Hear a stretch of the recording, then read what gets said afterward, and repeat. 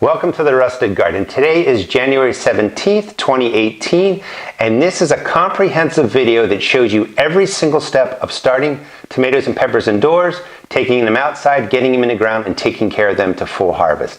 This is a 9-part series that I did back in 2016, and I've taken it and put it into one video. There'll be a digital table of contents, so go to the description of this video and you can just jump to the different sections that you're most interested in. And the reason that I did this is so you can get all the information you've ever needed about growing tomatoes and peppers without having to jump around and look all over the place. It's in one area, but again, use that digital table of contents because you can just jump to the different parts that you're most interested in. Real quick, I want to cover the 9 videos, the 9 sections that are in this video. Section 1 talks about when the seeds start, starting mix, lighting, watering, and feeding. Section 2 talks about acclimating the plants to the sun, fertilizing, cup transplanting the peppers, moving them from these cells into bigger cups. Part 3 talks about true leaves, fertilizing purple stems, using cinnamon as an antifungal. Part 4 talks about cup transplanting tomatoes, fertilizing stem bumps, and other tips. Part 5, section 5, talks about pruning peppers, flowering issues, and feeding and the general progress of the plants. Part 6 talks about planting the peppers in the ground and in containers, container soil, basic feeding, and an update on the progress of the tomatoes. Section 7 talks about prevention of diseases using a splash barrier, aspirin sprays, and planting some of the plants. Section 8 talks about side dressing, pruning suckers, removing leaves and sprays, feeding the plants through mid-growth. And Section 9 finally talks about the final harvest and also shows you how to save tomato and pepper seeds, and I give you a tour of all the plants. I hope you enjoy the video. Again, it's an hour and 45 minutes, but definitely use the digital table of contents and just jump through to the different parts that you find most interesting or what you need to know right now. Again, very long, but it's comprehensive. Thanks for watching it. Welcome to the Rustic Garden. So for 2016, today is February 29th. I'm starting my tomatoes a little bit early, but I want to show you how to seed start tomatoes, peppers, answer questions that have been coming in on the comments. I'm going to show you how to prepare the soil, plant the seeds, bottom water, fertilize, talk about heat mats, mold, and a lot of things. And the reason I'm doing this is I'm kind of bringing up my tomato planting and pepper planting videos up to where I'm at. Even though I've been gardening for a long time, every year I learn something new. And you'll notice over the years that my videos may say different things. All the techniques work, but I keep refining what I do. Let me start with seed starting. So you want to start your tomatoes and peppers indoors. For tomatoes, 6 to 8 weeks before they can go outside. Peppers, really 8 to 10 weeks before they can go outside. And what does that mean? Going outside, I used to say that's when the chance of frost is gone. That's not exactly true. Frost will kill your peppers and tomatoes, but you really want your plants to go into soil temperature that's really about 50 degrees because cold weather, cold soil really will prevent your plants from growing. So if you get them out early, even though you get them out early, they're just going to sit there. So you want to start when the week is regularly about 50-degree nights and then count backwards 6 to 8 weeks for tomatoes, 8 to 10 weeks for peppers. And that's how you get an idea of when to seed start. Now a couple important things is your seed starting mix. Well, let me just show you the seeds. These are the seeds that I'm planting. What I'm planting in this round are determinate variety tomatoes. Determinate tomatoes grow to a set height, flower, and then over a period of time they produce fruit and then they die off. So these are the earlier tomatoes. These are also cold tolerant tomatoes, and I'm also doing dwarf tomatoes. These are tiny Tims. They only grow 12 inches. So the first round of tomatoes are the plants that I want to get out the quickest, will produce fruit and die off. My indeterminate variety of tomatoes, those are tomatoes that will grow all season long and keep growing until actually frost or disease gets to them. I'm also going to show you how to do peppers. Under here is a seed starting set from Burpee, and it's a self-contained watering system which I was going to do a video on, but it's not really necessary. Tip number 1, you don't want your soil to continually stay wet. You want the tops to dry. I'll talk a little bit more about that. I'll talk more about that in a little bit. But you can see right here all the mold that is growing on here. There isn't any kind of fertilizer on here. This is just mold that started growing once I added water, and this has been about 10 days. So your seed starting mixes can bring in mold and fungus spores, and it can even hold eggs for like fungus gnats and stuff like that. Never use soil from outdoors to start your seed. You're going to bring in fungus, you're going to bring in insects, and you'll have a miserable time. I do recommend that you use seed starting mix. You can get away with using potting soil, but even potting soil has more elements that have just been outside. So when you stick it all in a bag, if you have any fungus or eggs or in that, when you give them water, warm lights, room temperature, they're going to hatch or they're going to grow. So I just use seed starting mix. I like the Jiffy mix. I've done videos on how you can make your own mixes. You can go ahead and do that. So I put my seed starting mix right into a bucket. I put in boiling water to kill off any of the fungus or eggs that might be in there, and it's really worked this year. This was already in the pressed peat pellet. As soon as I added water, fungus started growing, over that week. So boiling water into your seed starting mix will help sterilize it a little bit. Now, to pack your seed starting mix, there is a little bit of technique to it. First of all, always pre-moisten your mix. It's going to have water in it. It's going to be easier to work with.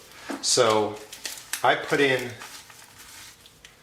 your first level of seed starting mix, and then you want to press it down. You want a nice, solid starting base for your tomatoes or peppers, and really for your vegetable seeds, all of them. And then put in another layer, and that's your seed starting mix, and that's ready for planting. Now to plant, I've done videos where I've put in more than 2 tomato seeds or more than 2 pepper seeds. You don't really have to do that, because the first thing you want to say to yourself is, how many do I want to grow? If you're growing a lot, the seed trays work really well because you can start a lot in a small space. After the growing 3 to 4 weeks, they're going to go into cups. However, if you're only going to grow a couple of plants, go ahead and start with the cups, and I'll show you how to do that. So what I do is, once I've thumb packed the seed starting mix, it's been pre-moistened, I just set the seeds down, and you can see across. Here's the pepper. They're probably easiest to see. There's one in a corner and one over there. When these all germinate, you can either remove one and just let one grow, or you can carefully divide them right across and you'll have 2, and they're going to go into cups at some point. But I've done this for all my tomatoes. I'm doing a Siberian determinate type, which can actually set fruit at 38 degrees. Glacier, which is an early determinate variety tomato, and it actually tends to grow all season long, even to call it determinate. A dwarf tomato, Bush 506. A silvery fir, which is like fern-like leaves and lots of tomato. These are all determinate varieties. Subarctic Max does well in the cold. Red Robin, another dwarf variety. And Tiny Tim, another dwarf variety tomato. And I'm doing Cubanelle peppers, sweet peppers right here. So put the seeds in. One corner, one corner, one corner, one corner, and you can see they go all the way across. Now, I had a stick here that said 1/2 inch. I did a video where I put in one tray, I put the seeds in right on top, pressed them down about 1/4 inch, and one example I pressed it down, or one cell I pressed it down 1/2 inch, and in another cell I put it down all the way at the bottom. In every case, the seeds germinated and came through, so you don't have to worry as much about depth as you might think. So somewhere between 1/4 inch and 1/2 inch. This is pre-moistened, thumb packed, so the seeds are making really good contact with the starting mix.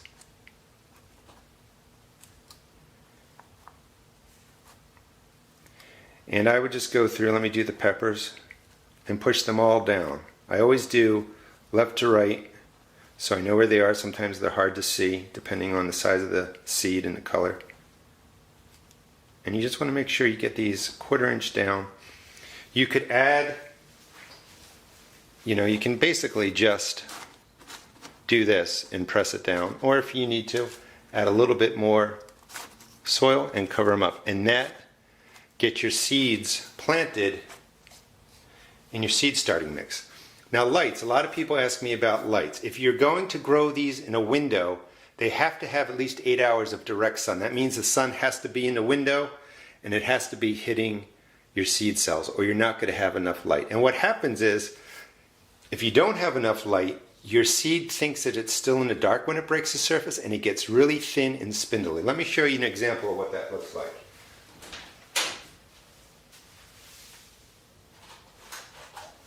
These are pea plants that I'm growing in my closet in complete dark. These are plants that don't have light, and you can see how tall they are. This is what would happen to your tomatoes. They're going to keep being in germination mode, trying to reach sunlight, and they're going to get tall and spindly. You don't want that. Now you might ask me, why am I growing peas? You can actually grow peas in the dark, and if you cut those and put them into salad, you get a pea-like taste to your salad, and it's very crispy too. So it's a way to grow stuff in total darkness.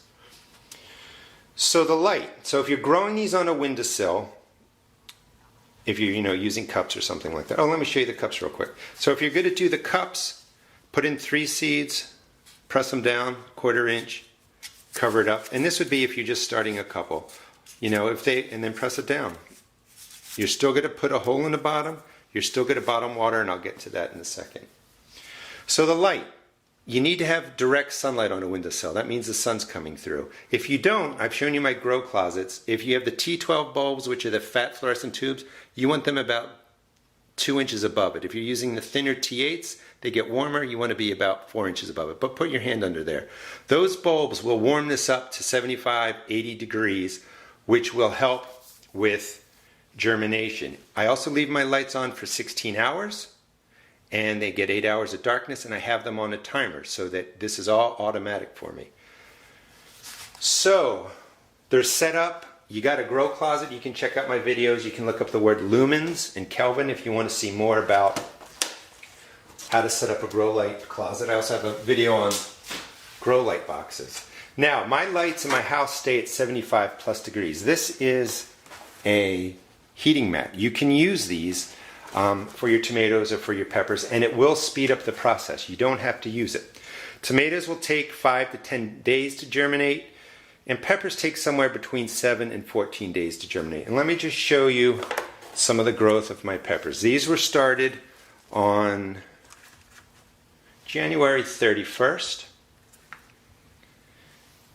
These were started on January 31st also, and you can see different varieties of peppers will grow at different rates. And today is February 29th, so these have been growing almost for 4 weeks. And like I said, I start my peppers 8 to 10 weeks early, tomatoes 6 to 8 weeks. Now these are these are pepper plants that were started on 2/7, and they're starting to overtake these plants a little bit. Part of the reason is I used the heat mat on these, and these actually germinated 5 days sooner with the heat mat. So the heat mat does make a difference. What I want to show you are what true leaves are. True leaves are really usually the second set of leaves. When the pepper breaks the surface, it comes up, sees the light. These 2 leaves, I believe it's pronounced cotyledon, I'm not sure exactly, but these are the leaves that break the surface. They're not true leaves. Once they break the surface and see light, they stop growing, they stop stretching like I showed you with the peas, and they put out their second set of leaves, which you can see right here. That's the second set of leaves technically, but it's called true leaves. Those are the first true leaves. You can see a bigger set right here. And then when I come over to the ones that are a bit bigger, you can see they have the first leaves that broke the surface. They'll die off. The set of true leaves right here, and then here come another set of leaves, and the leaves will keep coming up this way as they get bigger. These are almost ready to move into the cups. I'll do a video on that. Why is that important? I don't use any fertilizer anymore in my seed starting mix. You can, and I've talked about how to do that. But this starting mix has no soil life. So if you put in something like bone meal into there, you're thinking, oh great, phosphorus will work. However, there's nothing in here to break the bone meal down into a usable form that your plant can use. So all you're doing is feeding fungus. And I did a video on that showed you how it really fed and grew fungus.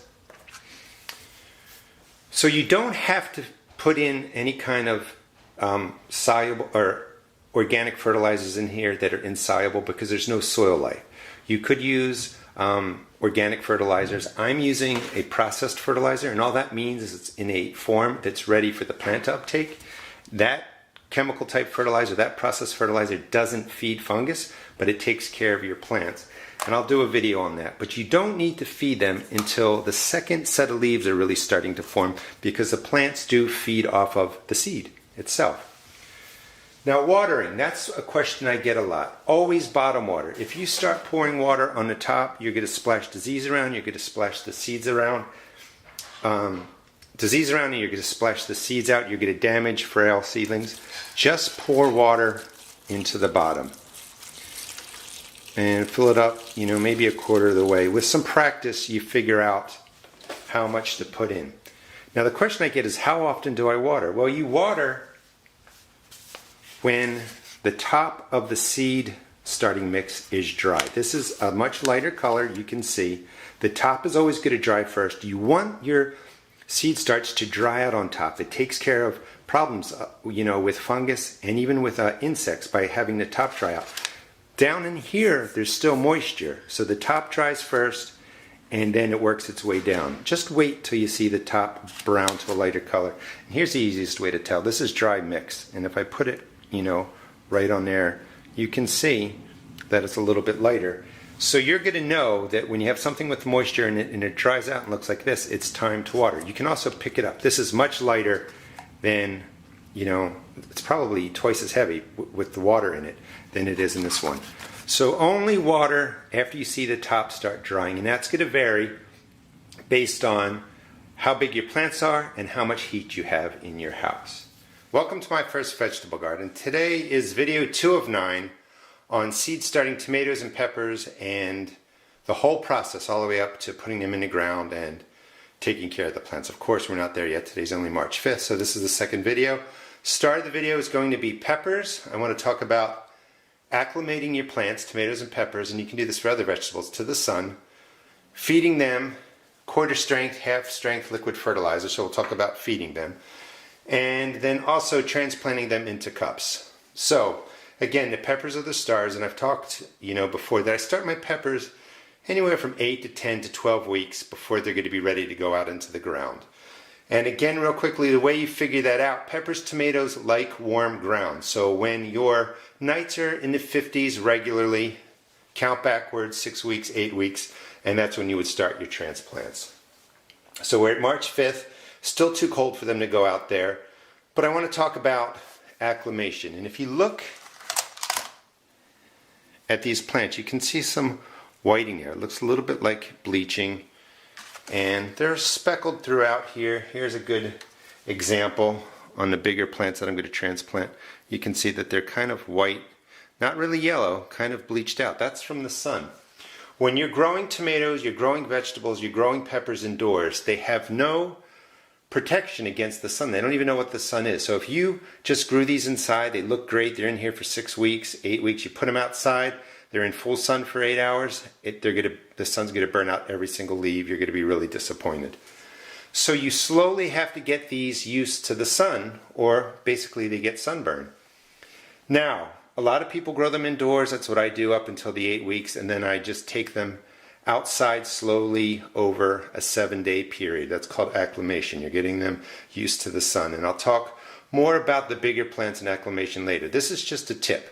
So when your seedlings come up, just like this size, even just break the surface, if you can, take the flat out and put them in the sun. It's going to be cold out, but as long as it's not freezing, give them just 30 minutes of sun, because getting hit with the sun while they're small, like this size, or even breaking the surface, that's going to start building their tolerance up to the sun. So when they get to the 8-week size, you're not going to really have to acclimate them to the sun, because you've already got to do it while the vegetables are growing inside. Now, why are mine burned? Well, I got busy and I left them out there for 2 hours. So again, 30 minutes, let them get some sun, bring them indoors, let them stay indoors for a couple of days, put them back out on the next sunny day, and just do that through the growth period of your peppers, your tomatoes, and other seedlings. So feeding, you really want to feed your plants when they get the true leaves, and I talked about that in the last video. And you can see these are the smaller ones, but those right there are the true leaves.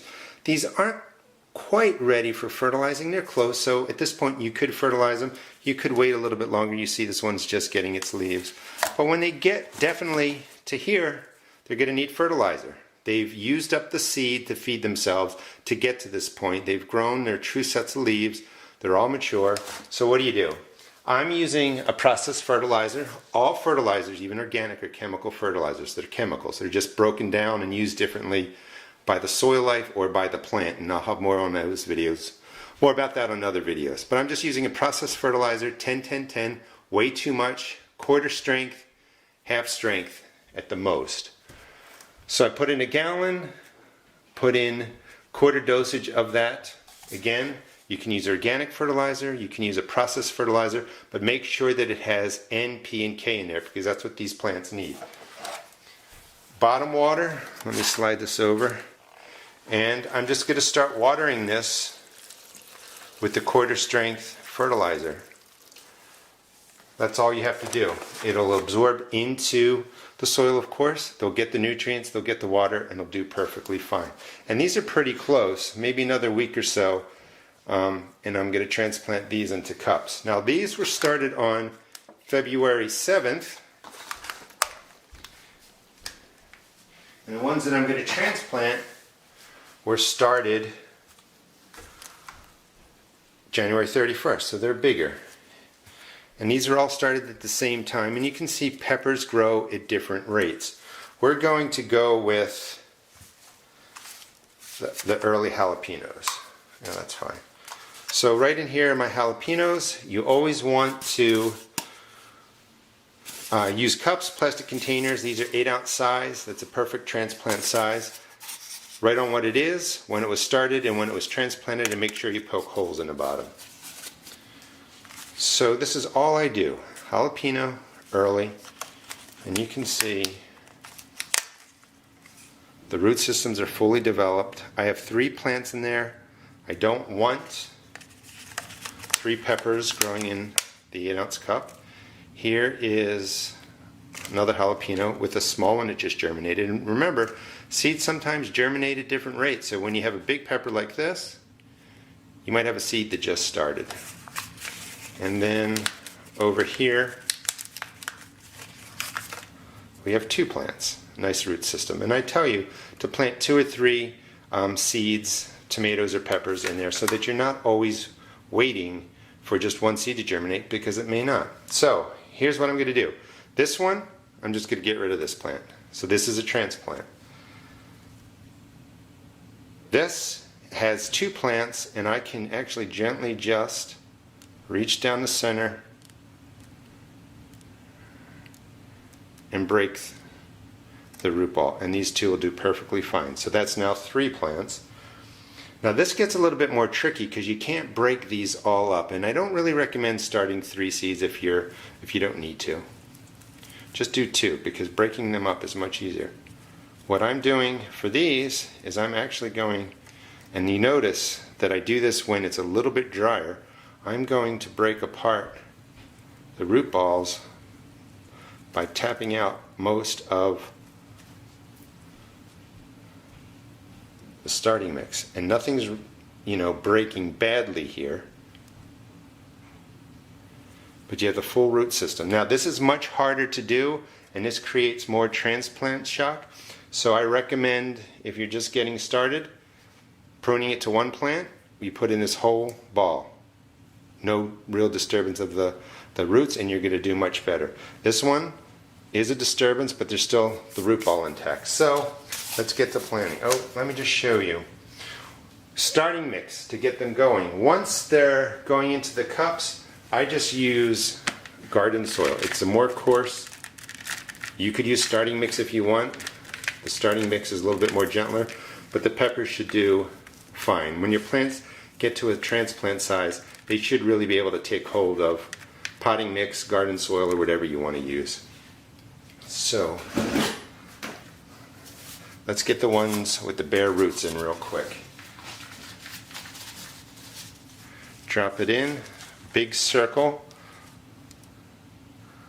I'm dropping the whole root system down to depth so that it's not bunching up or sitting on top of it, and then I tap it in.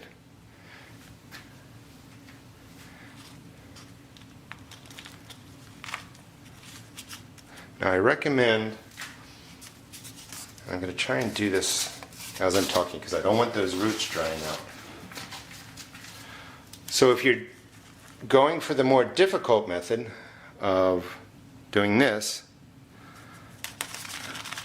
make sure that you're starting, or your garden soil mix that's going into the cups is already moist. You don't want to water this. These guys are going to be in a little bit of shock. You just want them to rest in already moistened transplant mix here. And toughen up. Do not put these into the sun at all. You know, you don't even have to probably put them under your grow lights right away. Let them just sit like this for 24 or 48 hours and recover. So those are taken care of. The next ones that are most urgent are the ones that I split down the middle, and I'm going backwards in order of most difficult transplanting. So again, if you're first time gardener, one seed, take out the one that you don't want, keep the strongest, and that's nice and a nice easy way to do it. So for the ones that have the ball, some of the root ball attached, fill it up halfway. You're just going to hold the ball just like that and drop the soil around. And this is less stress on your pepper plant. That plant you could water if you wanted to. It could go back under the grow lights.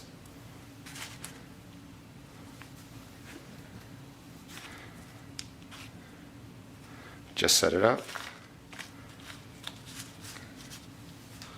The less that you disturb the root ball, the less shock you're going to have for your peppers. And I'm going to keep these separated and label them, and we'll see how they do with the different styles. And the last one we're going to do is the one that's most easily transplanted, and that's just taking a single plant, or if there's more than one in there, remove one of them, keep the strongest, and you put that into the cup. You'll have, I think, the most success doing it this way because it's just a lot less transplant shock. And you're just dropping in your garden soil, drop in the pepper plant, the root ball, and fill in. So again, I'm going to keep track of these by transplant style and see how they do. These would get put into a tray, bottom water these with your half strength, quarter strength liquid fertilizer, and that will get you started. These can grow indoors for a bit longer, actually as long as you want, but just make sure when they go outside that they're acclimated to the sun. Mine are going to spend a little bit of time here getting used to the transplant, and maybe let's just say once you transplant them, keep them indoors for about a week, let them establish. You can actually pop out the soil, and if you see white roots coming around the sides, you know that they're taking hold nicely, and that's when you can start getting them used to the outdoors. Again, this is going to be a 9-part series. We're only on number 2. The tomatoes aren't ready yet because I just planted them, but you'll see the progress, same work on the tomatoes, and I'll talk about, fully acclimating these out to the sun and some other things. Welcome to my first vegetable garden. This is the 3rd video in a series of probably 9 or 12 on taking tomatoes and peppers from starting them as seeds and really taking them through the entire season, up through harvesting. So we're into the 3rd video. Last episode I talked about peppers. I moved these out of these seed cells into cups. I'll give you an update on those. I also planted my tomatoes. They weren't ready when I shot that video on February 29th. So today is the 19th. About 3 weeks later, the tomatoes are up. So I'm going to talk about feeding them, taking care of them in these cells. They're not ready to be transplanted quite yet. And also just show you some things that I do to take care of these through, really, let's see, today's the 19th, really through the next 6 weeks, because they won't be ready to go into the ground because it's too cold out still. So first thing is you figure out when you want your tomatoes and your peppers to go into your ground, and you count backwards. And you really want 50-degree nights. They're warm weather plants. If the nights stay cold, these aren't really going to grow out in your yard. You can put them out early, but they're going to just sit there. So about May 15th, I count backwards. April 15th, 2 more weeks. you know, the end of March, and I like to start my tomatoes 6 to 8 weeks before then, and peppers 8 to 10 weeks before. So let me move the peppers out. These are the peppers that I didn't transplant into the cups from the last video. They were smaller, but you can see that they've gotten to a good size. They were fed. They had their first true leaves. I'm going to show you the feeding for the tomatoes. Now the tomatoes, again, were planted on the 29th, and I planted 2 per cell, and most of them came up, and I'm going to split these up just like I did the peppers. But here are the true leaves. That's a true leaf, true leaves in there. So these have been growing now 3 weeks. The true leaves are showing, and that's really when it's time to feed them. You can feed them a little bit sooner. You could feed them into the 4th week if you want to. Now, the soil on top of here is still wet. That's when I usually recommend you water. I usually recommend to water when the tops dry out. But in this case for the video, I'm going to use quarter strength processed fertilizer. You can use organic fertilizer, but if you use organic fertilizer, you have to make sure it has the N, the P, and the K, the 3 main macronutrients: nitrogen, phosphorus, potassium. This processed fertilizer has all the microelements too. It's real easy to use, there's no smell, and it's processed, and all that means is it's processed into a form the tomato plants can use it right away, or the pepper plants can use it right away. And that's why it's in a soluble form. Once it's mixed with water, it can go to the plant roots. The roots will take it right into their system. If you use an organic fertilizer, it has to be soluble. You don't want insoluble fertilizer for these plants. The insoluble means it doesn't mix with water. It has to be broken down by the soil bacteria, and there's not much bacteria in starter mix, for it to be available for the plant. So I like the soluble fertilizer, the processed fertilizer. I just fill this up about a quarter of the way. And this is also how you bottom water. And it's pretty straightforward. When the first sets of leaves, you know, get to about this size, they've been growing 3 weeks, somewhere between 2 and 4 weeks, you can start feeding them with a soluble fertilizer, organic or processed, whatever you want. I would feed them maybe once a week. You might notice in my videos I vary what I say, because nothing's set in stone. You don't need to do this every time you water, you know, once a week, every 2 weeks at the most, and that will take care of your plants and give them the nutrition that they need. These probably will need to grow about another, I don't know, maybe another 2 weeks before I move them into cups. Now, when I did the pepper video, the planting into the cups, you'll notice, or remember maybe, that I split them up in different ways. This was a plant that was just roots when I transplanted it. This was half of a root ball when I tore 2 plants in half. This one came out of when I had 3 or 4 in a little cell, and I had to break all the starting mix off and just drop the roots in. And so what I wanted to show you, you know, these were started on January 31st, transplanted on 3/5, so 14 days later, this is what they look like. The root ball, when you just take out a single plant, we're not going to keep that. When you take out a single plant, whoop,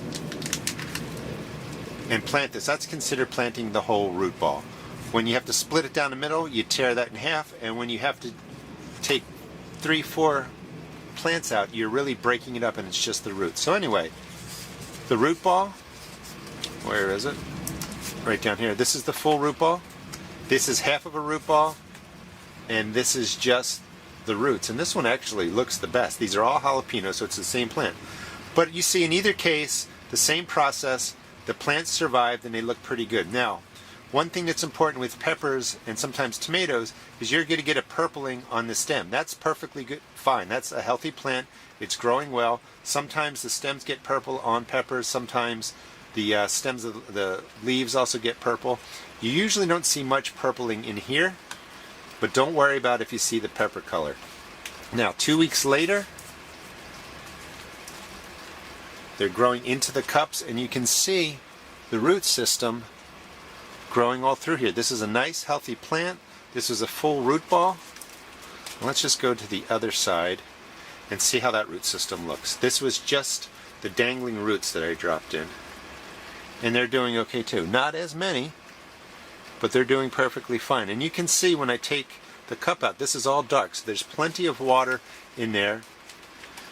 But I would do the same thing with these now. Now that they're in the styrofoam cups, once a week, every 10 days, maybe every 14 days, at least give them a quarter strength, half strength feeding of liquid fertilizer. You usually want to wait. You can see how this top is dried. None of these plants, tomatoes and peppers, don't like sitting 24/7 in wet soil. So let the top dry out. And this is going to crumble a little bit, but when the top dries out, that's when it's ready for bottom watering. And you can see underneath the dry topsoil, this is still moist, so the plant's still moist. So wait until you see the top lighten, and that's when you're going to water these or you're going to feed them. Alright, so we got the transplants are all going to get fed. The seedlings with their first set of leaves have been fed. I'm going to do that maybe once a week. Maybe every 10 days or 14 days, depending on what's going on. And the last thing I want to show you is a way to keep track of your plants. These are basically the cells. 1, 2, 3, 4, 5, 6, 7. 1, 2, 3, 4, 5, 6, 7. Each one of these have one variety of plant in there, and you label them. It's really important. You will forget Tiny Tim on 229. I also label the back. Sometimes water will seep through here and wash it off, or sometimes sun fades it out. But I have Tiny Tim, Red Robin, Subarctic, Silvery Fir, Bush 506, Glacier, and Siberian. These were the first plants I started. They were my determinate varieties. They're going to grow to a set height, flower, produce fruit, and then the plant dies off. Or they're my dwarf varieties. So I wanted to get them started now because they're going to go into my containers. And then today, let's see if I can make the switch without making a big mess. How do I want to do that? Alright, let me move these. Also with the water, you see that there's still some in here. After about 20 minutes or 30 minutes, whoop, just spilled the water down my leg. After 20 or 30 minutes, just drain that water out. But with practice, you get pretty good at putting in the amount that your plants are going to need. You don't want water sitting in the bottom of the tray. So as of March 19th, this is my second round of tomatoes. These are my indeterminate varieties. And again, I like to plant mine 6 to 8 weeks before they're going to go out into warm soil, 50 degrees, warm night air. And this is how I set that up. So it's started today, 3/19. They all were started the way I've shown you in the first video. All labeled. And I like to label, for instance, it says Copia and Copia. So 1, 2, 3. These are all the same variety. These will get knocked around. All kinds of things happen. Like, for instance, wind comes in and messes up your greenhouse, which I had that happen. So the more markers you have, the better off you are in case there's an emergency. Also keep it on paper. So I got Boxcar, Kentucky Orange, Indigo Apple, Homestead, Brandywine, all the way through 11 flats. That's 22 more varieties that I'm going to be having grown. So 22 and 7, 29 varieties. I still have another flat I'm going to do. I don't want everything to come in at once because then I'm going to have to transplant it all at once. I like moving things from these will go on my indoor lights inside the house because it's still cool. But as these grow and get ready, it'll be warmer out here in the greenhouse and they'll come out here when I put them into the styrofoam cups. So I like to do these about 2 weeks apart. I did the determinate ones about 2 weeks ago. I did these today. In another 2 weeks, I'm going to do my cherry tomatoes. Cherry tomatoes tend to grow faster, so I'm going to have 3 waves of tomatoes in various stages of growth, ready to come out into my greenhouse, ready to get into containers, and just start the whole season. One more tip,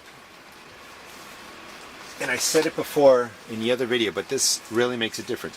When your tomatoes or peppers first germinate, even when they're just breaking the soil, when they're this size too, if you can take them outside for 20 or 30 minutes while they're in your house still and give them sun, that will help them toughen up for the acclimation process. I can't stress that enough, really. You want these to get used to the sun while they're growing. Also bringing these out for 20 or 30 minutes a day. The sunlight is also kind of a great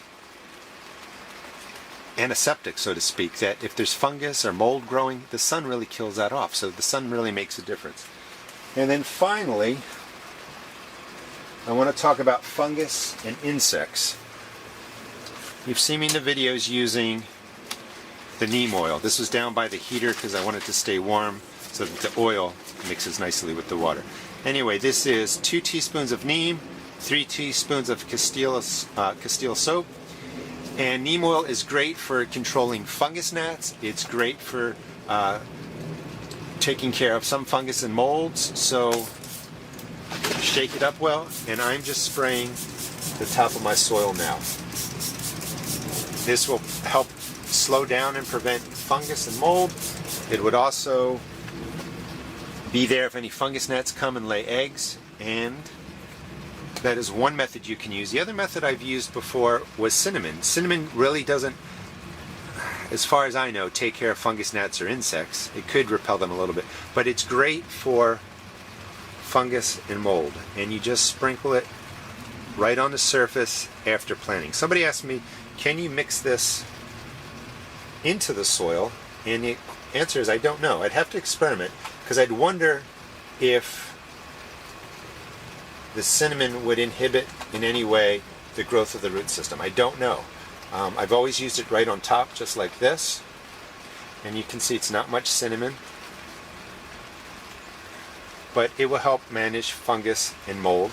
It's not 100% effective, but it really does work. And when you water this, you want the top of the soil, before you water it, you want the top of the soil and the cinnamon to dry, and that helps manage mold and fungus too. If you always keep the top wet by watering it, you're going to grow more fungus and more mold. Let the tops dry out. It will be okay, because when this top dries and kills off, the mold and fungus that are growing because they don't have any water, water stays down here. So as soon as you see that dry, a day or two later, water from the bottom, your plants will be perfectly fine. Alright, so that was the third video. I got my second wave of tomatoes in. I showed you what it looks like when you want to feed them. You want to look for the first sets of true leaves. You want to make sure you water your peppers after the tops dry out like that, so you're not keeping them too soggy. And that should keep you on track for having great transplants 6 or 8 weeks from now. Welcome to my first vegetable garden. Today is the 4th video in my series about growing peppers and tomatoes from start to finish. The first 3 videos really showed you how to plant the seeds for the peppers and tomatoes, and how to transplant the peppers over and kind of get them ready. Today we're going to talk more about tomatoes, do a similar process. A couple of things that I wanted to show you to start, as this is my second wave of tomatoes, and you can see that they just broke the surface a couple of days ago. It's March 26th, it's about 60 degrees out. One thing that you can do to keep your tomatoes and all of your seedlings or germinated seeds from getting leggy is just to take them outside as soon as they break the surface. These are the first leaves that break the surface. They're not the true leaves, but if they can get hit by sun like today, it's really a nice intense amount of sunlight, which will help the tomato when you have to acclimate them off. That means if they've been growing indoors for 4 or 5 weeks, they don't know what the sun is. If you let them get the sun early, like now, about a half an hour today, a couple times a week, they're going to be hardened off already. They're not going to be at risk of coming outside and getting burned by the sun. And I've talked about acclimation and hardening off your vegetables in other videos. So when you have a chance, get them out into the sun, especially when they just break the surface. They'll really do well. They won't get leggy. They're not going to be reaching for artificial light. The full sunlight will really take care of them. So this is my second wave, and these probably got planted about 7 days ago. Here's the first wave of tomatoes that I planted back on February 29th. So this is about 4 weeks worth of growth. And these are my dwarf tomatoes, my cold tolerant tomatoes. I'm going to show you how to get them into the cups and get ready for the next round. So basically my tomatoes are going to be going into cups just like the peppers were. Now here are some tomatoes that I started way back in January, and these look like, for one, they look really healthy. These would be ready to go in the ground right now. However, being March 26, I still have at least 4 weeks, 5 weeks of nights where frosts are going to come, and the nights are getting still too cold. Even though it's 60 degrees today, it's going to be 39 degrees. These were planted so that I could test germinate my seeds, before I sell them and before I start to grow them. What I wanted to show you are some interesting things going on. Right here, you can see these bumps coming. Let's see if I can get this in there. You can see these bumps coming off the plant. That's nothing gross or alien or anything to be worried about. That's actually the vine itself putting out new roots. These are kind of root nodes, and because they've been wet and humid around there, they're starting to send out roots. Why is that important? When you go to transplant your tomatoes, and let's just say, you know, it's almost May, my tomatoes are this size, much too large to be in here. You want to transplant them into the cups when they're about this size. But these are good for an example. Oh, another thing, let me pop these out. These have been in these tiny cells. You know, that's kind of root bound, but these have been fed the half-strength processed fertilizer like Miracle-Gro, or you can find another company if you don't like Monsanto. But the processed fertilizers do a perfectly fine job of taking care of your seed starts, and just look how healthy these are. Processed fertilizers do not put harmful chemicals into your plants. All fertilizers, organic, processed, are chemicals, no matter how you slice it. So to plant these, let's just say your plant's got this big. Loosen up the root ball just a little bit to get the roots going in a different direction. You want to get a cup that is larger, and this is the bigger size, and you're going to plant it all the way through over these roots, through the red part and up to here. And that will sustain your plant. That cup size, this extra soil, will sustain your plant until you have the right temperatures for them to go out into the ground. So there's just no way I'm going to be able to hold this plant 6 more weeks. So, you know, but I thought I would keep them, and I'm going to do actually some experiments on them to show you how to take care of them. But that's how you would plant up a bigger tomato, just into a cup like this. Make sure you label it, water it, half-strength fertilizer once a week, and this plant will do really, really well. So getting back to where we should be, you know, you count back 6 or 8 weeks from the last, or from the first date your temperatures, your outdoor temperatures are going to be, what do I want to say? You want to count back 6 or 8 weeks from when your nighttime temperatures stay around 50 degrees for tomatoes and peppers, because these really have to get into the warm ground. So same thing as I did with the peppers. Pinch out the cell.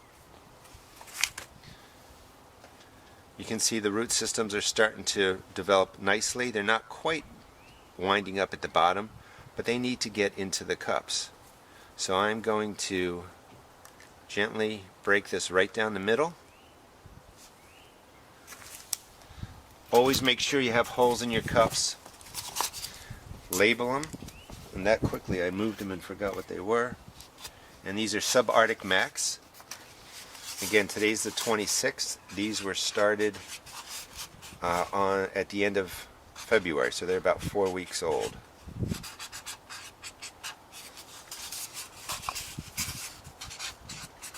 Sub A. And you're going to get them right into these cups. They'll be able to grow in these cups and do really, really well while I wait for the temperature to warm up.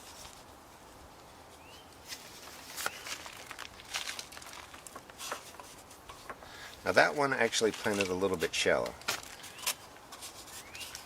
You want to plant it to about halfway, so right to about here you can do it. Let's do it the right way. So put in the soil, drop in the tomato, and sometimes you just don't need a lot of soil to go into the cup first. So that's about right.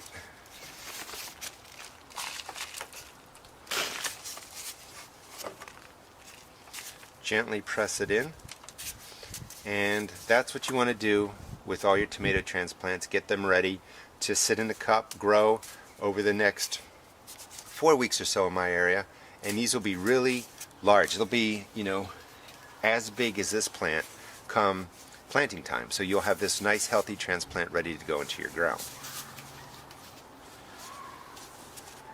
Now you also I have some dwarf tomatoes, and you can see they're short and stocky, and just by looking at them, the dwarf tomatoes, you know, are half the size of the Siberian. These are going to go actually into containers, into 2.5 gallon containers or 5 gallon containers, and I'm going to start growing these in my greenhouse. I'll give you an update on those later. Now for the feeding, I just want to stress it again. you can see, let me move this over just in case it's out. Once they're in the cups, the tomatoes and peppers sit in trays just like this. I start watering from the top. You don't need to bottom water anymore. The plants are stronger. And it's just half strength liquid fertilizer. Once a week, maybe once every 10 days. You don't need to overdo it. These were just watered. They're really heavy. That's how you can tell they're fully saturated. They're nice and heavy. Wait for the top of the soil to dry out before you water. You don't want your plants sitting in wet soil all the time. Give them a little time to dry out. So 4th video in, we are transplanting the tomatoes. The peppers are ready. Come the 5th video, I think I'll wait a couple of weeks till we're actually getting them into the garden and also cutting the tops off of the pepper plants. Welcome to my first vegetable garden. Today is video number 5 of about 9 on growing peppers and tomatoes from seeds all the way through taking care of them in the garden and harvesting them. Today I want to just show you how to prune the tops of your peppers, why you would do that, and what it's going to do for your plant. Today again is April 10th. These aren't going to be ready to go into the ground for another 4 weeks. So I don't want my peppers flowering right now. I'm going to prune off the tops. I'm going to encourage side growth and just, you know, help the plant be stronger and stockier. But I just want to let me show you what's going on. The tomatoes are doing really well. This was my first wave, and they were started back in February, I think February 29th. They're getting fed every 10 to 14 days with a soluble liquid fertilizer. Peppers are down here. They're looking great. They're being fed exactly the same way. I'll come across. Those are my tomatoes that I'm really experimenting on, but they've been held there doing that well just with a processed liquid fertilizer. What I want to show you are some of the peppers are starting to get side growth right in there. You want to encourage that. You want a nice stocky plant that's strong, and you want a lot of side growth. You'll get more peppers. These are also starting to flower. I don't want that happening right now. So I'm going to select a few of the peppers. This is going to be a quick video, and I'm just going to show you how to prune the tops off and talk more about why you would do that. So I'm going to show you how to prune the pepper plants. So we're into the 5th video, and the reason that you're going to top them off, and you don't have to, you can just let them grow, but the reason that you top them off is because it really encourages growth out the side, and it makes a stronger, stockier plant, more side growth, more branching, more flowering, more peppers. And I've done this for several years, did a video on it last year, and it does really work. But before I get to that, a couple of things you want to do. At this point, your peppers are to a good size. So any chance that I have, they're coming out of the greenhouse, they're sitting in the sun, the wind is getting them, the rain falls on them. I'm watering from the top now. They're strong enough for that, and they're getting a half-strength processed liquid fertilizer, soluble fertilizer, every 10 to 14 days to make sure that they stay green and grow well. If you're going to use an organic fertilizer, just make sure it has nitrogen, phosphorus, and potassium in it, and it's in a form that the plant can use right away. Before I get to the topping off, every once in a while through this period, I still have another 3 weeks or so, maybe 4 weeks of growing them in these cups. You want to take the cup off, check out the growth. There's still plenty of room for the root system to grow in here. I don't have to transplant them to bigger cups, but everything's growing really well. The roots look great, the leaves look great. So at this point, today they're going to get fed. It's time for that, and I want to show you how to top them off. Here's a couple of peppers that I've already topped off, and you can see that there's side growth starting on them, and that's why you do it. You cut off the growing tip here, and the pepper is going to send out side shoots. So you're going to get a pepper that branches more, that's stockier, sturdier, can hold the heavier fruit better, and you're going to get more flowers and more production. Now you don't have to do this if you don't want to. Here's another one that I pruned, took the top off of there. These are going to get split later, but this is what I took off basically. This growing top was removed off of this plant. And this is what they look like up close. Which one do I want? This one. Because right in here, if you're not going to top them, you can see flower buds starting. You don't want your peppers flowering in these. So if you don't top them off, at least remove the flowers. You really don't want them flowering at this point. You want them putting all their energy into root production, into stem production, into leaf production, but not into flower and fruit production. So how do you prune them? It's pretty straightforward. I'm going to use this one as an example. You want to have at least 4 leaves. You know, set 1 is 2 leaves. Set 2 right here is leaf 3 and leaf 4. This one's going to have 5 and 6. So you just find a tip right in there, get your scissors in, and cut it off. And that's how you prune a pepper. And there's plenty of leaves for it to collect the sun, and the side growth is going to really take off, and you're going to have a stockier, stronger pepper that produces more flowers, and therefore you get more production. Again, I want to just be clear, you don't have to do this if you don't want to, but if you don't do it, if you're still holding them in cups, like for me, the weather's been ridiculously cold, so I got to wait at least another 3 or 4 weeks, normally, till the first week of May before I can get these in the ground. Just don't let them flower while they're sitting like this. So we're into the 5th video. The 6th video is going to really probably come in middle of May, and it's going to show you how to get these into containers, how to get them into the ground, how to fertilize the soil, set up the soil, and get the plants growing really well. Welcome to the Rustic Garden. We're on video 5 or 6 of seed starting and planting and tending your tomatoes and peppers. So this will be probably a 9-part series, but we're at the point, April 23rd, getting them into the ground. I'm going to have 50-degree nights for at least the next 10 days according to weather.com, so I'm not worried about frost. So I'm putting these in a little bit early. There's a little bit risk here in Maryland Zone 7 in that we could get a frost, but I'll worry about any fertilizer. You don't want to overfeed or fertilize your peppers, or you'll get a lot of leaves, a lot of leafy green growth, and fewer peppers. Just, you know, give them a little bit less. That works best. Banana peppers right down there. I'm planting a little bit in containers, but I wanted to just show you what I'm doing here. So I'm just turning the ground. Couple handfuls of composted manure. That's going to be my fertilizer. I will give them a feed of liquid fertilizer, probably processed. Maybe I'll do fish emulsion. I use both. But I just wanted to show you how the growth looks right here. So these peppers were started on February 7th, transplanted to the cups on March 13th, and the root systems look great. So these are really ready to go. And again, I'm just turning the soil, a couple handfuls of composted manure. I'll break that up by hand, and I'll drop these pepper plants in. I'm planting them probably 14 to 18 inches apart. That's all you really need to do. Some of these peppers have had the tops pruned off, running an experiment of putting double peppers into a space just to see how they grow. So I'm going to show you how to get peppers into containers also. Tomatoes into containers, some of them into the ground, and just really talk about planting today. Like I said, it's April 23rd, so it's close to the time in Maryland Zone 7 to get your peppers and tomatoes into the ground in containers. So I showed you a little bit about what I was doing with peppers on the other side. So for containers, I just want to talk about principles, because there's so many ways that you can fill your container soil that you don't have to follow mine as an exact recipe. But the principle is you want at least 50% organic matter. That could be peat moss, and make sure you moisten it. This is dry, you see how dusty it is. You could use peat moss. If you want, you could use cocoa coir. This is a cocoa coir brick. You buy them in like a bag of 15. Just drop them into a bucket in some water, and they will swell, and this is what it will look like. This really retains water nicely, and it helps make great container soil for your tomatoes and peppers. This is actually 2 bricks in here.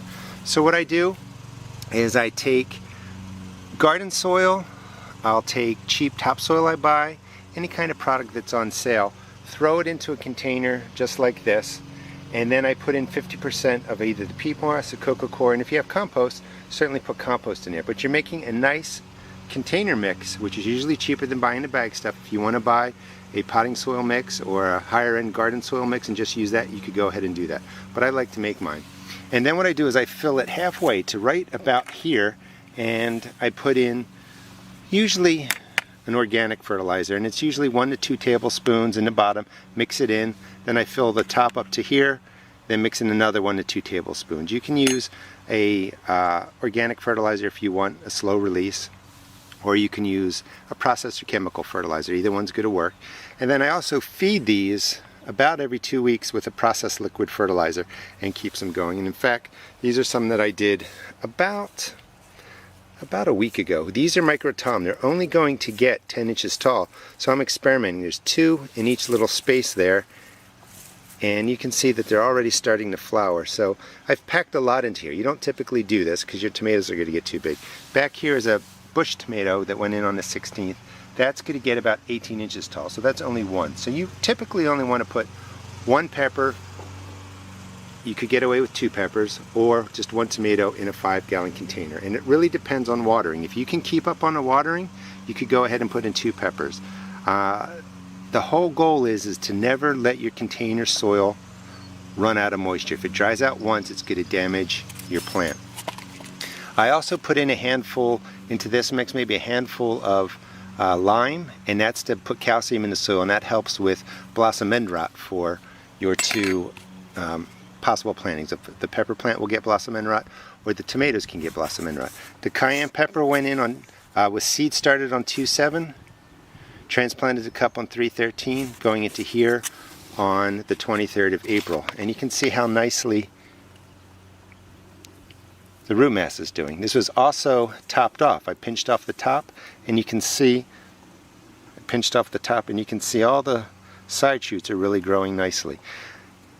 Just for the sake of the video, this is nice and loose. Again, 50% organic matter. You could do 1/3 peat moss, 1/3 compost, 1/3 soil. It doesn't matter. The whole goal is a good amount of it is organic matter to hold water. A pepper you're going to want to plant to the depth, maybe 1/2 inch to right here, maybe to 1 inch. So you would just mark it out, drop it in like that, and then I would just drop the soil around. That would go a little bit deeper because I want to bury about that much of the stem. Same thing with the tomato, except you bury those deeper. You want to bury a tomato to about 1/3 or 1/2 of the depth of the stem because it will actually grow roots out. And it would be the same thing. Just dig the hole, you see how loose it is, drop it in there, and then backfill. And that will set up your containers. And again, I'll talk to you more about fertilizing in future videos. So I'm going to get these in. I'm going to come back, talk more about fertilizing just to give you an idea and show you some of my ground planted tomatoes. And you can see back there, these are all my determinative varieties. It's a Silvery Fir, Bush 506, another tomato right in here, and these are all determinative varieties, which means they're going to get to size, flower, set fruit, and be done really in about 60 days from now. So let me show you how I'll put this into the ground. And again, focus on the principle, not doing exactly what I'm doing. There's 1,000 different ways to do it. So for the peppers, I'm planting 12 to 18 inches apart. Dig the garden, or turn the garden soil over, loosen it up, dig out the hole, and that'll be my planting hole. I'm going to add in a handful of the cocoa coir, work that in. That'll just hold some more moisture around it while the plant is getting started. Now in there, I'm putting in organic fertilizer. You got to check the back of the packages, but it usually tells you generally what to do. And again, for peppers, I don't put in as much fertilizer. I'll put in probably 2 scoops, 1 or 2 scoops for the tomato. When you put in your fertilizer, just mix it in really well. Never set the root ball of your tomato or pepper on top of the fertilizer. Also in there, I'm going to put in some gypsum. You could put in lime. This has calcium in it. Let's see if I can get that open. There we go. And just a little bit. Sprinkle that in there. Also work that in nicely. That'll just provide lime, and it's a precaution against blossom end rot. So the pepper, this is a Tabasco. And again, a nice root system. These are the peppers I've been growing for a while. And I'm going to plant it to about this depth right here. So just set it up. You can break the bottom up a little bit. And that's all you really do to get your pepper into the ground. Now for the tomato, I would do basically the same thing. It might go a little bit deeper because the tomato will root better along the stem. Peppers actually do that a little bit. So dig the hole, throw in some cocoa coir, mix it in.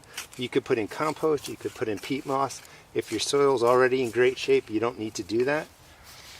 For tomatoes, I usually put in 2 tablespoons of the fertilizer, and most of them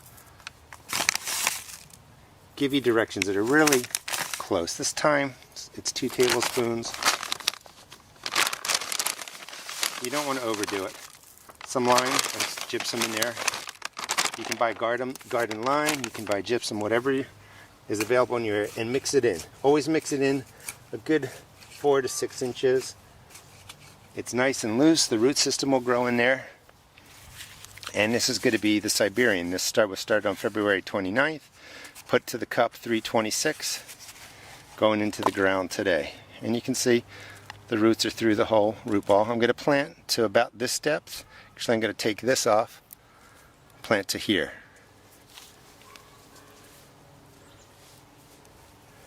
And just drop the soil around it. Any big clumps, get rid of those. And you can see it's planted to a good depth. This is a determinate variety. It'll grow about 60 days and then die out. And then I'll put in probably a cucumber plant to grow back over there. One thing I wanted to show you is you're going to have some pepper plants that are flowering. Get rid of the flowers at this side. If winters didn't come and kill back peppers, peppers would actually grow like a bush, on and on and on. And they get woody, you prune them back, you shape them.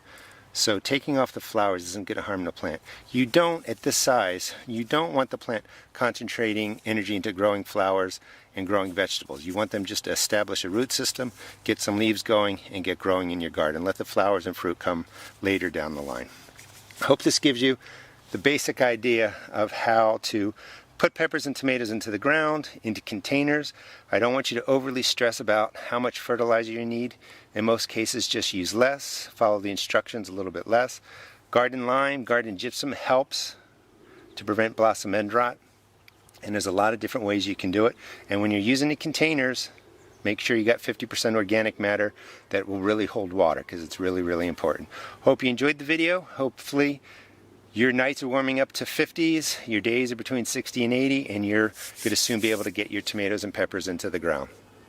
Please check out my blog at www.therustedgarden.blogspot.com, and also check out my YouTube videos. So I'm getting the peppers and tomatoes into the ground, and I just want to do a quick recap.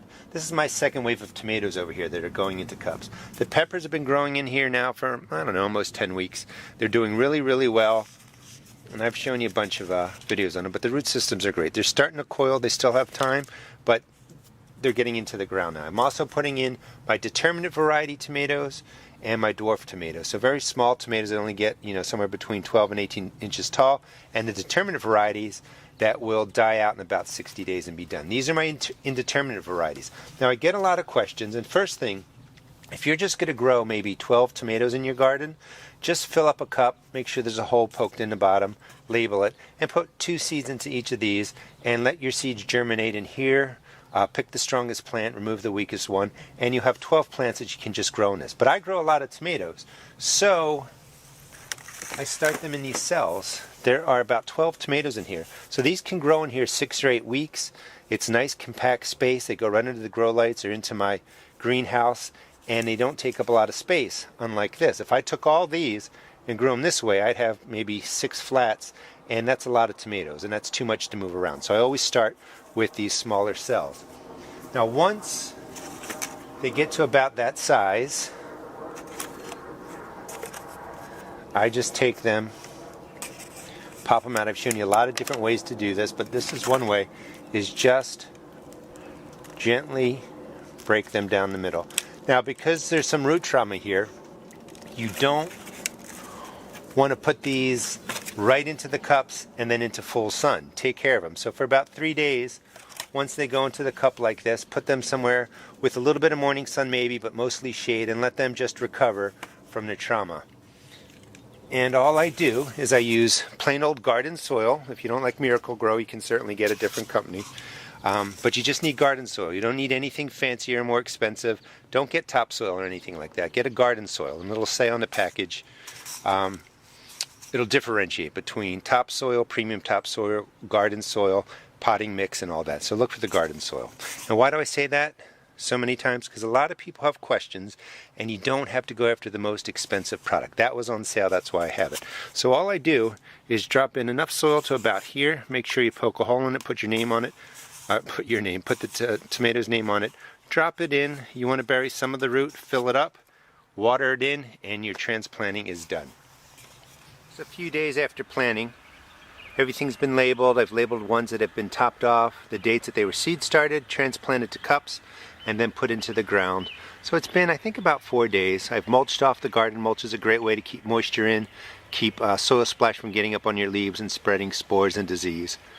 But everything's in. I'm taking a little bit of gamble that we won't get any frost. And as the weather continues to warm up, I think this is going to be a great pepper garden. Welcome to the Rustic Garden. This is part 7 of a 9 or 10 part series on growing peppers and tomatoes from start to finish. Today's March 15th. We've had really 15 days of rain, pretty much non-stop. And what I want to show you today is how to plant indeterminate tomatoes. I'm going to wait really a week from this part of the video right now to plant because I want the sun to come, and we actually have a chance of frost tomorrow, so I don't want to mess around with that. But I want to show you why you want to mulch and why you want to remove leaves from down here. And the reason is pretty simple. The mulching, see all the soil under there? The mulching stops soil splash from happening. If you don't mulch and you have any kind of disease spores in here, it's going to splash them up onto your leaves and the diseases will take hold. Aside from having a lot of rain, the dirt on the undersides of the leaves also do damage the leaf and they're going to yellow out. So we're going to mulch here. That will control weeds. You can see all the weeds coming up, and it will be a disease splash barrier. And then we're going to remove the leaves slowly from the bottom, and as this grows taller, we'll remove a few more, but we're taking maybe a fifth of the leaves from the bottom, and that's going to create a nice gap over time as this tomato grows so that disease is less likely to splash up. Now this is a determinate variety, so we're not going to prune it that much, but when I get the indeterminate varieties in, the ones that will grow all season long, we do a lot more pruning on those. But this will help you understand the basic principle, and I want to clean these up. Here's a silvery fir in there. You can see all the dirt on the stem. With all the rain that's been coming, these plants are a little bit stunted, getting a little bit purpley, so they're going to get a liquid feed. If I pan over to here, there's a silvery fir in a container, and look how much larger it is. Now that did get into the bucket about a week before these, but that's a significant growth difference, and most of that is really due, that bucket's draining a lot better than the soil down here, and there isn't that much splash up on the leaves. So I'll clean these up, show you what that looks like, and I'm also going to show you the damage that's happening to my peppers on the other side and how I took care of the slug damage. I just pruned the lower leaves of the tomatoes and put the mulch down, and then I sprayed them with the soft shower and just got all the dirt off from the undersides of the leaves and on top of the leaves. You just don't want that soil and that dirt splashing up onto your tomato plant. And you can see how much better it looks. Soil splash is kind of like the dirt that's on that container, is it will just splash up and it will stick to your tomato leaves and your vegetable plant leaves, and it can damage them. So a little bit of mulching, a little bit of pruning, and this whole section looks a whole lot better. I'm going to put down some iron phosphate to take care of the snails and slugs that are coming through here. And again, this is what it looked like. The bottom leaves yellowed out. They have holes in there, maybe from some diseases, maybe from some slugs or snails. The underside of the leaves all had the dirt on it, but I took care of that now. So it looks a lot better. So I'm going to actually finish this video a week from now, put in the indeterminate tomatoes. I'm going to feed these, and you're going to see how much different they look. Pests continue. Even knowing that I get snails and slugs, with this rain that we've been having, I've just not been coming out keeping a close eye on them. So you can see all the little specks on the soil surface. That's iron phosphate. That's going to take care of this problem. All the holes that are in these leaves are from snails and slugs. And it gets worse. As I come up here, this one's totally devastated, and they're all just being chewed down. They're going to recover perfectly fine. At this size too, you see that little flower? I'm going to remove that. I want a lot of the energy going into root growth and leaf growth right now. I also have another problem cropping up. Those are ants, or there's some sort of digging bee. I haven't seen what they are yet. I think it might be some sort of bee, because when you look at the hole right in there, that is not an ant hole. So something's going on. Anyway, I'll take care of this and I'll show you how they look about a week from now.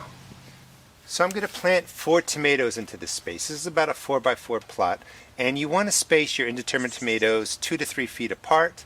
I like to keep it about that space. Is one, they grow well in the raised beds, and 2, it's enough space to let air circulate through the plants, and that's really important to help manage diseases. A lot of people ask me, why do you start tomatoes in cups? Why do you start them indoors? 1, I enjoy doing it and it gives me a project. But 2, here's the perfect example. This is my radish bed, and it's been growing here. They're cool weather crops. While the radishes are growing, my tomatoes are growing in the cups, and right about this point, here's an example. This radish is starting to form a seed head, and when radishes start doing that, they become woody. You can't really eat them. They don't taste good. So I'm going to pull all of these out now and then plant in 4 tomatoes into these corners. I'm going to be planting the Todd County Amish, this Brandywine Red, Indigo Apple, and a Homestead. And in the holes, you've seen videos already. I'm not going to do another one on it. I'm going to just speed through this really quickly. But I'm going to prepare it with about, let's let that truck go by, 2 tablespoons of organic fertilizer, literally a handful of organic lime thrown in there to help provide calcium. And then I'm going to be feeding these plants. This is going to be my organically prepared area with Job's Organics, and this is a low fertilizer, low NPK. It's a 5, 2, and 3. And you've heard me talk about using chemical fertilizers before, like Miracle-Gro, where I say use half as much or a third as much. That's because those numbers are way up there. But this is used straight as prescribed, as directed, 1 tablespoon per gallon, and I'll do this about every 10 to 14 days. So I'm going to clear this out, put it into 4 plants. Oh, and one more thing. I'm going to throw in a shovelful of peat moss. You could use cocoa coir, you could use compost, but something just to add organic matter to my soil.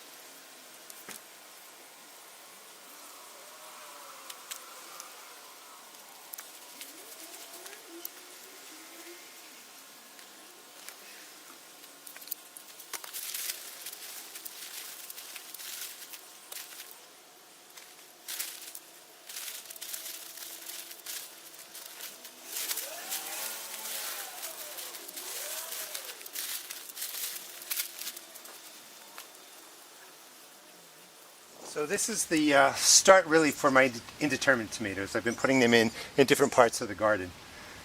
But a couple principles. Mulching creates a splash barrier so disease spores don't splash up on the tomato. As they grow up, I'm going to remove some of the bottom leaves. I'm also going to do a little bit in this video, the next part, to show you some sprays you can use on your tomatoes. And then after that, it's going to be about, 4 to 6 weeks before the next video comes out, because these really have to get bigger so I can start showing you some new things to do. So to wrap up this video, I want to talk about preventive sprayings.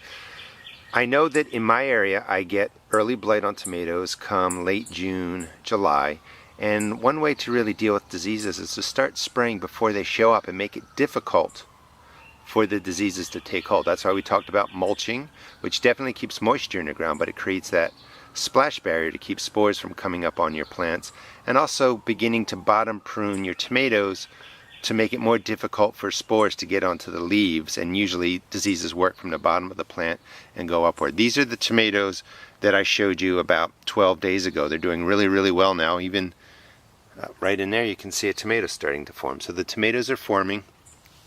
Things are going well. I'll be doing more pruning.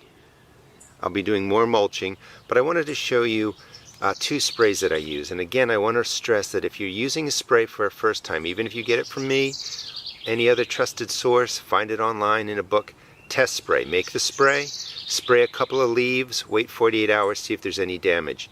A spray that I use to control fungus, early blight, is a baking soda spray.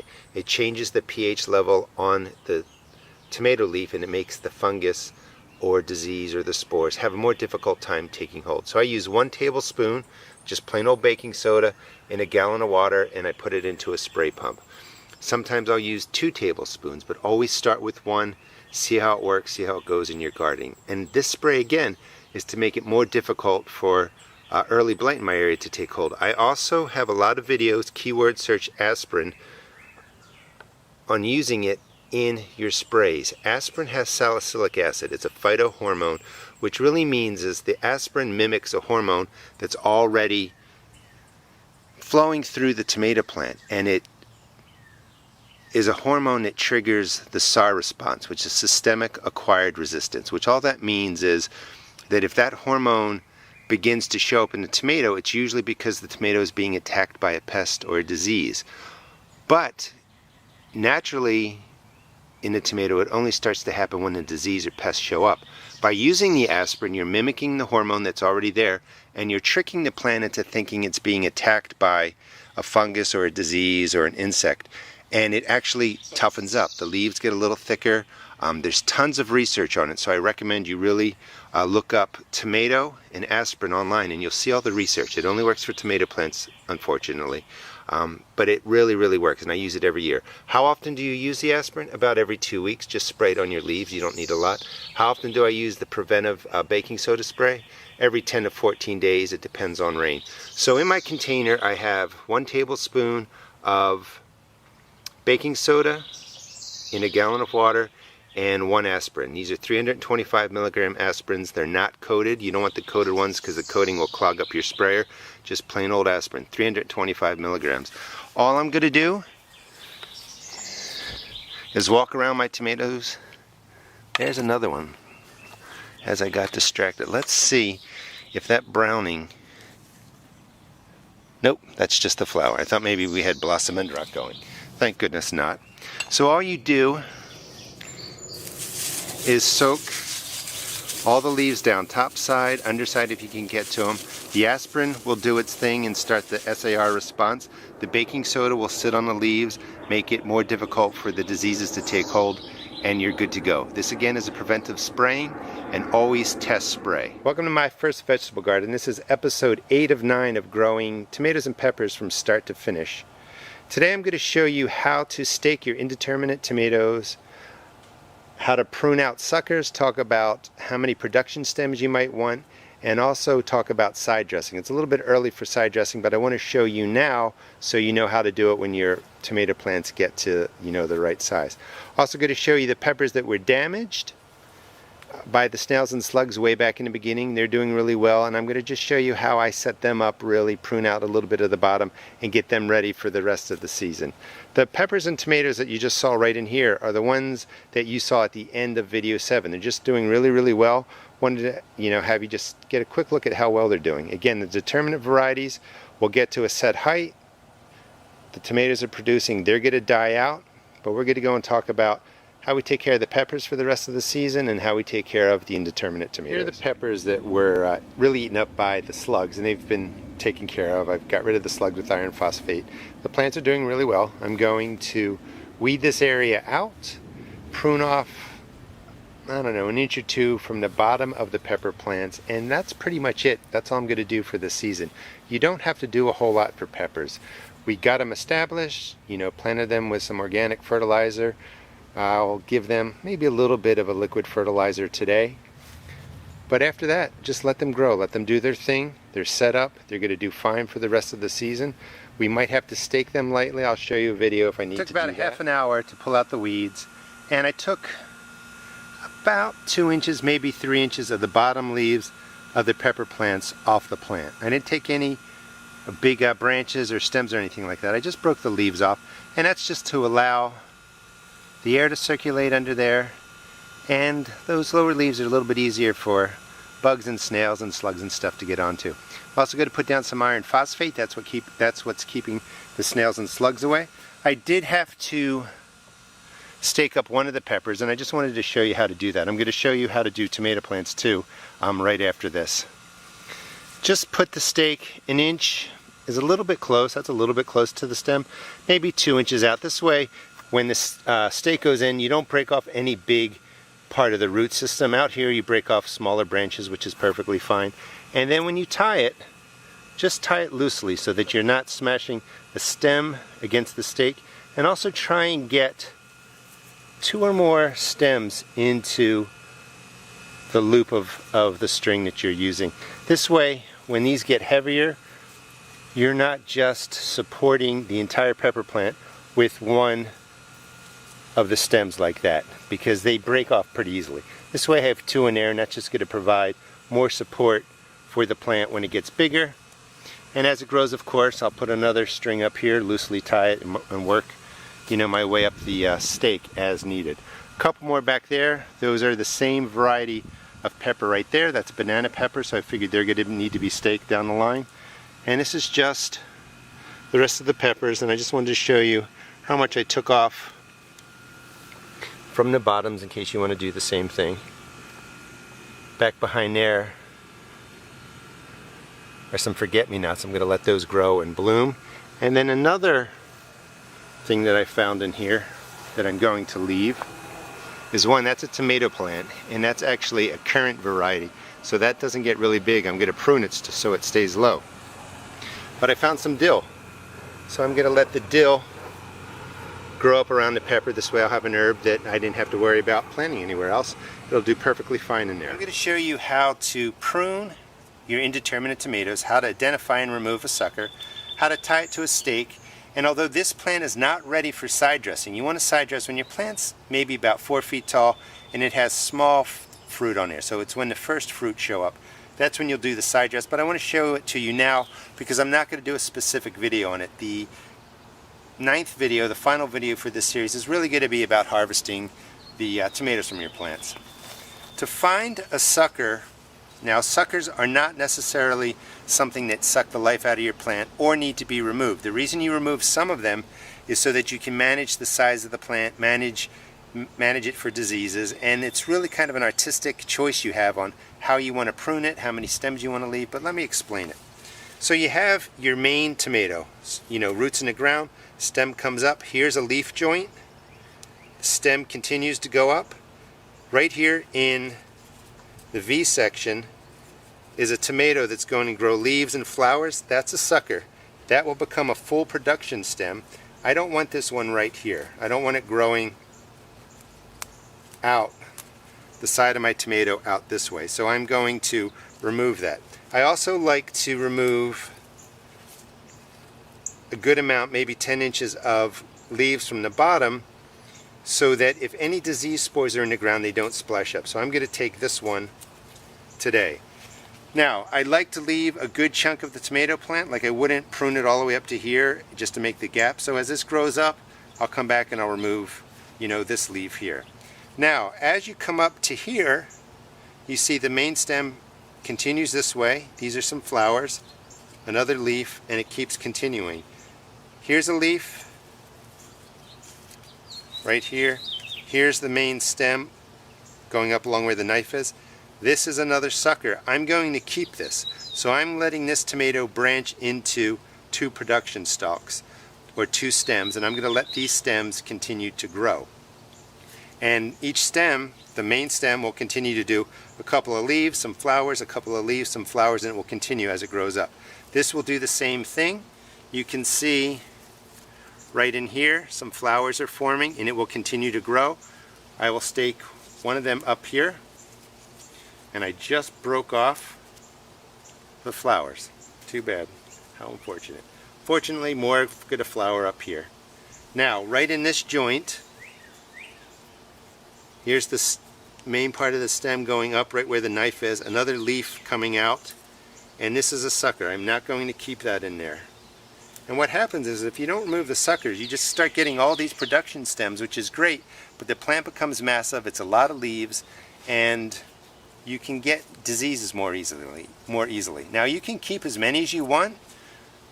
Again, how you prune is sort of an artistic thing. With the Brandywines, you want to have more stems than a single stem. So I'll let this grow for a while, then I'll probably let another one branch off.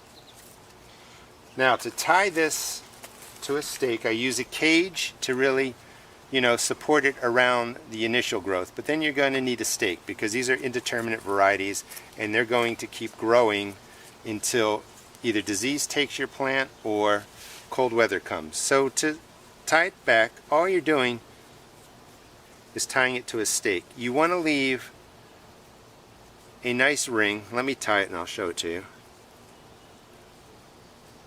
You want to leave enough space, just make a ring around the stake and the stem so that there's a nice gap. You don't want to tie the stem completely to the stake because then your stem won't have room to grow. Something loose just like that, and you'll just work the main stem all the way up the post. Now for something that's out here like this, you can still use the stem, just use a larger piece of string, and this way you don't need a stake for every single stem that you let grow. Just make a bigger loop.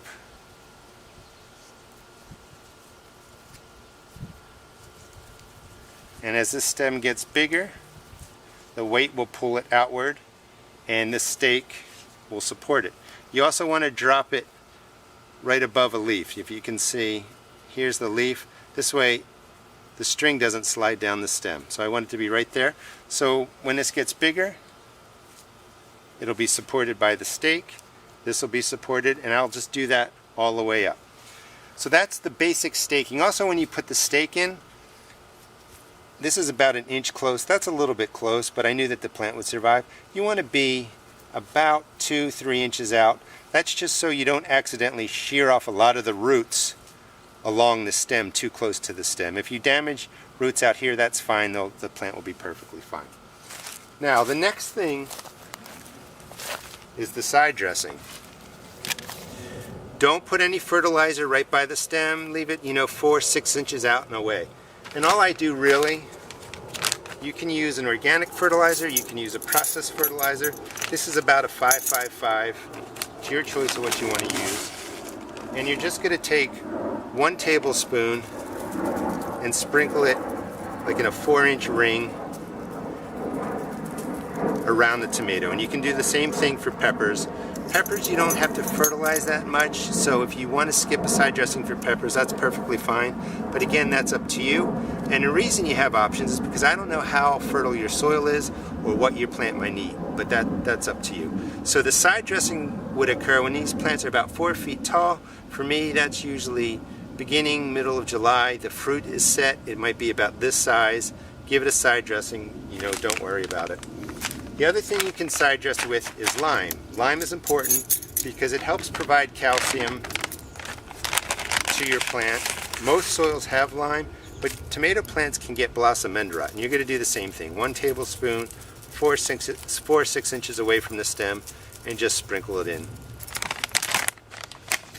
Tomatoes and peppers can get blossom end rot. That's when the bottom of the tomato or the pepper begins to brown, and it's because the plant's having trouble getting calcium. Either it's a watering issue or it's a calcium issue, but putting this much lime around it isn't going to harm the plant, isn't going to harm the soil, and it does supply the calcium your plant would need. Now when you side dress, you're putting everything on top, so as it rains, a little bit will drip in slowly and it will take care of your plant, for the rest of the season. Now sometimes I still give this a half-strength liquid fertilizer if I'm using a chemical fertilizer like Miracle-Gro. And I just want to clarify, Miracle-Gro has a 24% nitrogen rating on it. It's like a 24, 14 fertilizer. That's pretty high. You don't want a lot of nitrogen with your tomatoes and peppers once they were transplanted and growing. You want to really keep that fertilizer NP and K around the 5-5-5, or in some cases you can have a higher phosphorus, but we'll talk about that in another video. So try and get your fertilizer close to a 5-5-5, somewhere between 5-5-5, 10-10-10 is fine. And the reason I throw these numbers out is because people worry, is this too much, is this too little? the plants don't care that much. Just try and keep it low. So if you do a half strength, quarter strength, something like Miracle Grow, you bring that nitrogen way down. If you use something like Job's Organic, which I use, that's around a 444, 555 furnish NPK, give or take one. You can feed your plant that at full strength. I hope that makes sense. If you want to give them a liquid feed, you know, every 10 or 14 days is fine, once a month is fine. It just depends on what you want to do. But if you've been taking care of your plant from the beginning, you're not going to need much fertilizer really past the side dress. Spraying for diseases, taking care of insects, I've talked about in this series and other videos, and basically you just want to have a strategy, you know, for the rest of the season. Take a look at your tomato plants, you know, as often as you can. Look for signs of pests, look for signs of disease. And when it comes to spraying, you want to be spraying every 7 to 14 days. It really depends on what kind of diseases come into your area, what kind of insects are around, how much it rains. I like for the antifungals to slow disease, to stop disease, is baking soda. Baking soda is what I use first. And then as my season progresses and it really gets into the early blight season, I switch over to Serenade. That seems to work a little bit better than baking soda. I may switch back and forth, but it's really up to you. Is pick out a couple of products that you want to use for an antifungal on your plants. Pick out something you want to use for insect control. I use neem oil. I also use Sevin Dust in a very controlled and specific way. A lot of people don't like that. But you can use any product to take care of your plants that you want. Just use it in a way that you know you respect the environment, take care of any stray spraying, stray dusting, and your garden will be really, really healthy. Here's a look at my garden from the other side. These are my zucchini, my cucumber plants. I'll be doing videos on those. This is the rest of my indeterminate tomatoes. So you know what a production stem is, which is basically a sucker. You can prune several suckers off of your plants. You can prune 0 off your plants. It's really up to you. The reason you prune, and the reason I want to stress, is because you're controlling the size of the plant. You're taking out some of the vegetation, you're making the plant less dense, and that really helps with managing pests and disease. Now, that's going to vary in everybody's location. If you don't have pest or disease, just let your tomato plant go. You know, but most of us aren't blessed with that type of gardening zone. There's always something that comes in. If it's not one disease, it's another. If it's not one pest, it's something else. So go ahead, prune your tomato plants to a single stem, to a double stem, to a triple stem. Just experiment. You know what the suckers are now. You know what to remove. You have some idea of how to control the size of the plant, and see what you like to do. Hope you enjoyed this video and it gives you enough information to really take care of your tomatoes and peppers through the rest of the season, and when we come back we'll be into harvesting. Welcome to the Rusted Garden, and today is the last series, I think it was of 9, for growing tomatoes and peppers from start to finish. I just wanted to show you the harvest. These are all hot peppers right over here that I've been taking out of the garden. Jalapeno, red cherries, Hungarian wax, a couple different tomatoes there, coyote, the small yellow ones, Paul Roberson, indigo apple. I got more tomatoes down here. I'm going to actually show you how to seed save these. These are Siberian tomatoes. And then I have my sweet peppers, different bells, bananas, different varieties, and a bunch of other stuff that I took out of my garden. But today I'm just going to give you a tour of the peppers, what they look like, the tomatoes. Things are growing really nicely, and I want to show you how to seed save your tomatoes too. Let me get to that. Now that you've been growing your tomatoes and peppers for almost an entire season, they should be ripening, and you can actually save the seeds and save yourself some money. I'm going to show you how to do tomatoes and peppers too, actually. These are my Siberian tomatoes, washed, cleaned, ready to go. What you want to do is cut the tomatoes open, and when you cut them open, you're going to see the seeds, of course, and around them is sort of a gel sac. That gel sac has to be removed. It has to ferment away. And what you do is you ferment the tomato seeds in jars for anywhere from 5 to 10 days. It looks just like this. I'll show you the process real quickly. And then once they ferment, you're going to take them out, you're going to dry them. I'm going to show you how to do that. So here are some seeds right in here that I've been saving. Keep the skins. These are all going to be turned into a sauce. But the Siberians have a lot of seeds in them. Just push out the seeds, the liquid, and clean out the tomato. And this is all you really have to do to save seeds. You'll find you'll get hundreds of them, if not thousands of them, but you don't need that many. Oh, you just saw the juice squirt. Be careful that you don't make a mess. If something's not cut, rather than pushing your thumb, cut it with a knife, because when you press into it, it's going to put pressure and the liquid's going to come squirting out all over your kitchen and on you. Here's a couple more. If you cut them into quarters, sometimes it's easier. And you're just removing sort of all the seeds and their gel sacs so that they can ferment and just rot away. Now the process is clean right now, but when they're sitting in these jars for 5, 7 days, 10 days, don't let them go past 10 days fermenting. They really start to smell. So you would take your Siberian seeds, I use mason jars, make sure you label it, the date, and then again, within 5 to 10 days you want to take them out of here. Fill up the jar. You have your seeds in there ready for fermentation. Put the lid on it and make sure you label them. You will forget what they are.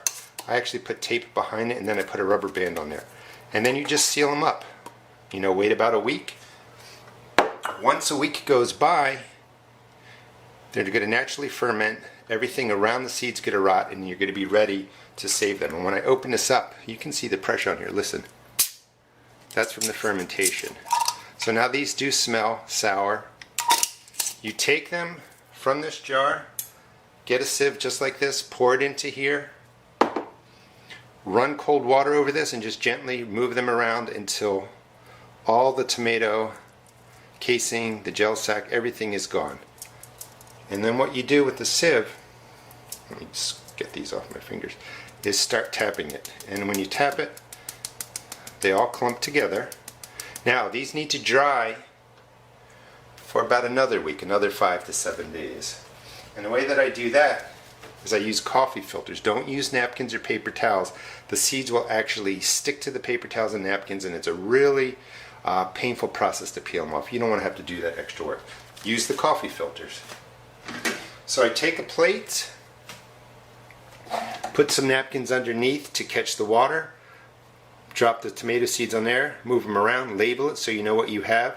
Let these dry again for about a week and then you will have seeds for next year. It's a pretty easy process. It works just about every time if you just kind of follow those guidelines. Now pepper seeds are a little bit different because you don't need to ferment them. These are red peppers and you're just letting the peppers get to a mature size. That's Hungarian wax, and these are jalapenos. And all you would really do is again get your coffee filter, take your pepper seeds and break them right onto here. And you can see that. Let them dry for about a week and then you'll have pepper seeds that are ready to be used the following year. And again, make sure you mark on here that these are jalapenos. Alright, let me get to the tour. So here are the sweet peppers that you saw in the harvest video. All kinds of different bells, reds, bananas, everything is doing really, really well. So for the next month through August, I'll be getting tons of sweet peppers out of the garden. I just wanted to show you everything that's growing in there. I've been keeping up on the spraying, doing a pretty good job with the weeding, and most importantly, these were all chewed down by snails and slugs, so I'm going to get more of the iron phosphate down, and these plants should do really well for the rest of the season. One thing right in there, on top of that pepper, you see that it's getting kind of light, white and yellow. That's from sunburn. So sometimes your peppers might get a blemish like that, and that's just from the direct sun beating down on them. Let me go show you the tomatoes. Here's one section of my tomato garden. Everything is doing pretty well. I've been actually keeping up on the spraying, on the feedings, but I actually have squirrels coming in that are eating the nearly ripe fruit. So I've been dealing with that. But all this yellowing, I did a video on what heat damage can look like on your plant. A lot of this is from the heat. These are just some varieties of tomatoes that don't do well in the heat, and I'm talking 95 plus degrees, you know, for 7-10 days, and that's what we've been getting. For instance, this is a Paul Roberson that just isn't taking the heat. And somebody actually just left me a comment that this is a Russian variety that likes cool weather. But all these spots, these yellowing, these brownings, this is not from any crazy disease or anything that you have to go and worry about. It's just unfortunately the heat. And for instance, this variety just won't go in my garden this year or next year because it just can't take the late heat. Other tomatoes are doing really well. This is a Coyote, and these are some of the most deliciously sweet yellow tomatoes that I found, and this is definitely a keeper. And you can see just all the yellow tomatoes around, all the green tomatoes coming. It's doing really, really well. Another tomato. I got to pull that before the squirrels come and get it. Let me just go through here and show you the hot peppers. The hot peppers are in here. They're going to get harvested. Actually, you will see them in the beginning of this video. You'll see the harvested hot peppers. Kept them separate this year. And again, if you plant a hot pepper next to a sweet pepper for the current growing year, you're not going to heat up the sweet peppers. But if the seeds do cross next year, you might get a surprise. The cherry reds are doing well. Hungarian wax are turning orange. Poblanos look good. I harvested some jalapenos out of there. Everything is doing really, really well. Here's some more of the tomatoes. Massive size Brandywine yellows. German Johnson. Back there, a Cherokee purple. There were 2 purple tomatoes on there, but the squirrels ate them, unfortunately. This is my Bradley. Doing nicely. And as of July 15th, July 30th, this is a time where you can give them a nice feeding of magnesium sulfate, Epsom salt, 1 tablespoon per gallon. Just give them a dosing in the root system. I mean, look how big those are. Here's my hand to give you a size reference.